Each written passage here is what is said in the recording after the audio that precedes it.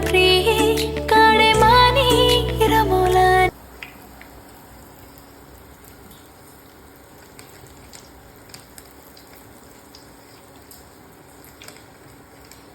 perfect घेऊन बडे दिन